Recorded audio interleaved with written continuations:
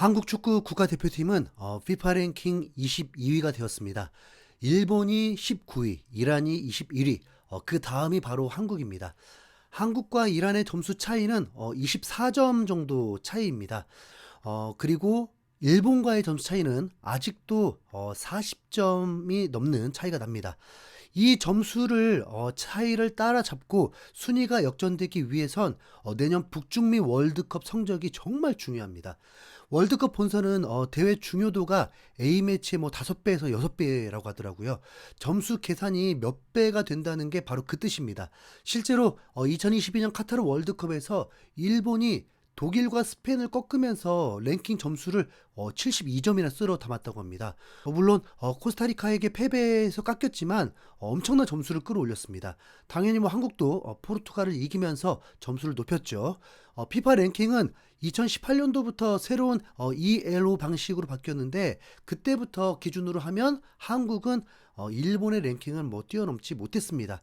아시안컵은 결국 한국이나 일본이 한 수 아래 팀들과 상대하기 때문에 랭킹 점수를 많이 따내는 건 불가능하고 월드컵에서 좋은 성적, 네, 즉 승승장구를 하면 일본과의 역전이 가능할 수 있습니다. 왜 FIFA 랭킹에 집착하냐고요? 일본의 축구 시스템이나 모든 게 뭐 한국보다 앞서 있는 게 뭐 사실이지만 맞지만 이 랭킹도 진짜 지고 싶지 않잖아요. 네, 밀리고 싶지 않잖아요. 그냥 그게 우리의 심리 아니겠습니까? 이렇게 각 국가 간의 자존심도 정말 중요하잖아요. 네. 거기다 이번 월드컵은 한국도 일본도 토종인 감독이 맡게 되면서 또 다른 자존심 대결이 될 텐데 한국은 뭐 거의 이포트가 확실해졌기 때문에 월드컵 전에 뭐 목표는 이렇고 이제 12월 5일에 대망의 월드컵 조편성이 있으니까 그때 진짜 이제 하늘에 맡겨야 됩니다. 한국은 11월에 평가전으로 볼리비아와 가나와 붙게 되는데 이 두 팀 모두 한국보다 순위가 낮기 때문에 뭐 절대로 패배해서는 안 되지만 이포트 유지에 문제가 되진 않을 겁니다. 이렇게 전달 드린 소식을 보면 한국 축구는 그래도 계획이 있고 목표가 있고 견제 대상이 있습니다. 그런데 동아시아 유일한 한 국가는 축구에 대한 목표가 없습니다. 네, 바로 중국 얘기입니다. 중국은 이번 11월에도 A매치를 치르지 않으면서 공식 3연속 A매치를 치르지 않게 되었습니다. 네, 그러니까 9월, 10월, 11월 뭐 기간을 모두 날렸습니다. 그런데 이게 참 비참한 게 중국이 최종 예선에서 꼴찌로 탈락해서 다 망해버린 것도 있지만 기존 감독이었던 이반코비치 감독을 6월에 잘라버린 후에 감독이 공석이 되었는데 아니 대책 없이 저질렀다 보니까 무려 지금 4개월 동안 감독이 없게 되면서 벌어진 일이었습니다. 그러면서 10월에는 아예 뭐 유이상 대표팀 경기에 신경 쓰는 뭐 어처구니 없는 사태에 이르렀습니다. 그런데 가만 보니까 이 또한 중국의 작전일 수도 있겠더라고요. 네, 왜냐하면 현재 중국은 FIFA 랭킹 94위입니다.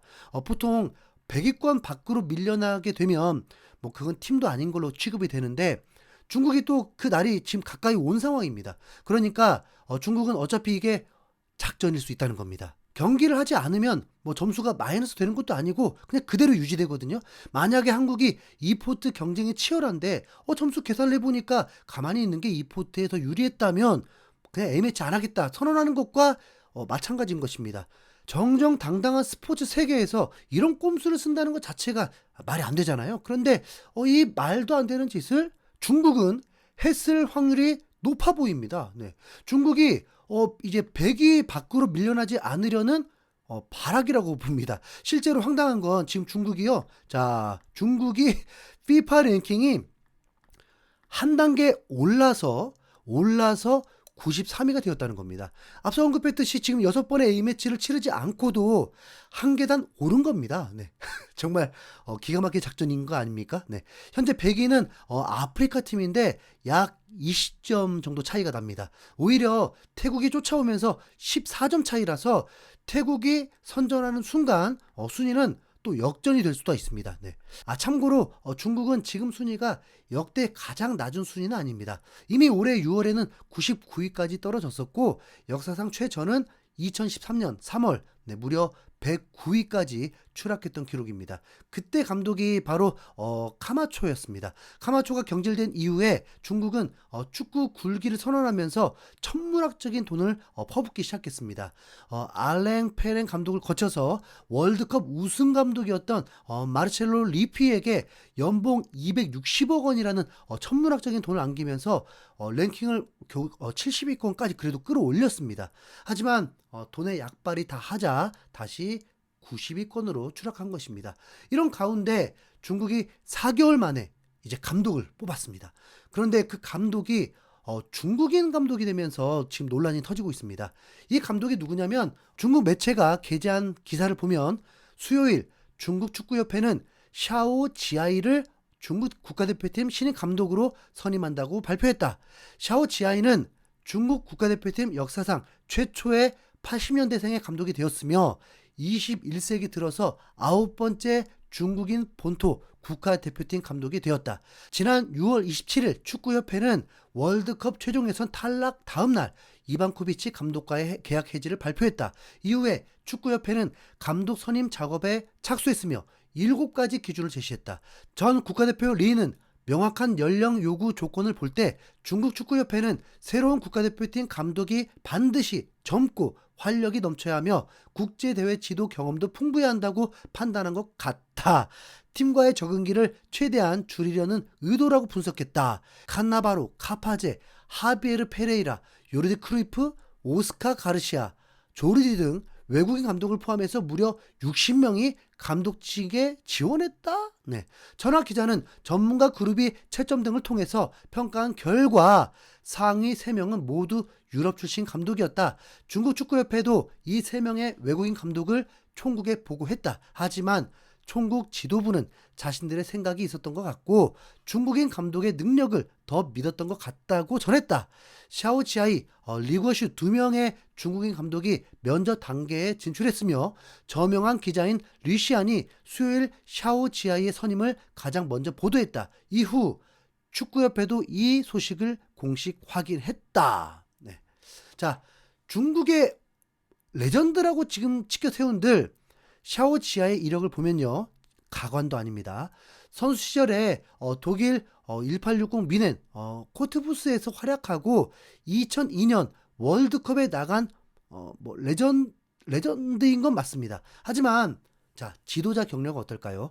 2017년 베이징 고안 단장, 2018년 대표팀 훈련 총감, 2022년 U19 단장 및 코치. 네, 이건 지금 전부 행정직입니다. 현장 감독 경력은 2024년 8월부터 칭다오 시아이안을 맡은 것이 전부입니다. 시아이안에서 41경기를 지휘하면서 15승, 13무, 13패. 네, 승률이 36.6%의 리그 9위를 기록했습니다. 지금 이게 14억 인구를 대표하는 국가대표팀 감독의 이력. 네, 이게 지금 현실인 거죠.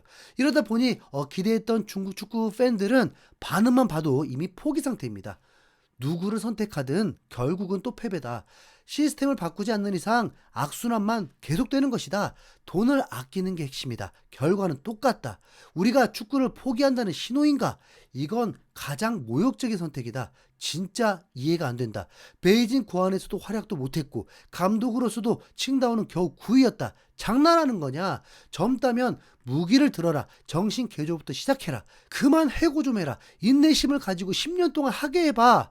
하나만 물어볼게. 이제 돈도 없는 건가? 안첼로티, 과리돌라를 데려와도 똑같다. 감독 선발 기준이 나는 의심스럽다. 꼭두각시다. 조정하기 쉬우니까. 이런 조롱하고 망연자실한 댓글들만 수두룩합니다. 네. U23 대표팀에 많은 걸 걸고 있던데 글쎄요. 중국 곧 100위로 다시 가나요? 지금까지 중국의 새로운 감독을 뽑았다는 소식 전해드렸습니다. 이상 흰수염고래였습니다. 감사합니다.